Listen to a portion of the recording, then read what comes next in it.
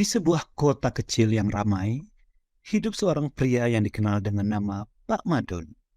Ia dulunya adalah seorang guru yang ceria dan penuh semangat dalam mengajar.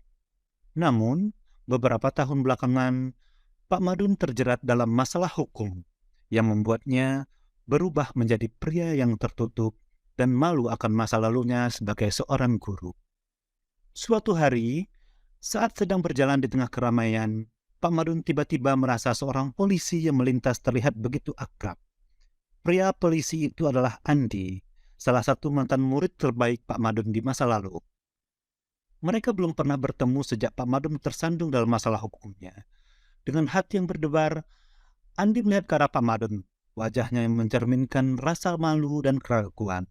Ia tidak yakin apakah Pak Madun masih mengingatnya atau bahkan mau mengakui bahwa pernah menjadi gurunya. Pak Madun juga merasa terkejut melihat Andi. Ia masih ingat betul dengan murid cerdas dan berbakat yang pernah ia ajari. Namun, kesalahannya yang membuatnya terlibat masalah hukum membuatnya merasa tidak pantas untuk menghadapi mantan muridnya. Dalam kebingungan dan keraguan, Andi dan Pak Madun saling memandang sejenak. Akhirnya, dengan tekad yang teguh, Andi menghampiri Pak Madun dengan perasaan campur aduk. Ia menyadari bahwa Pak Madun sedang mengalami masa sulit dalam hidupnya dan mungkin merasa malu dengan keadaannya. "Duh, Pak Madun," ucap Andi dengan suara ragu. "Apakah Anda masih mengingat saya?"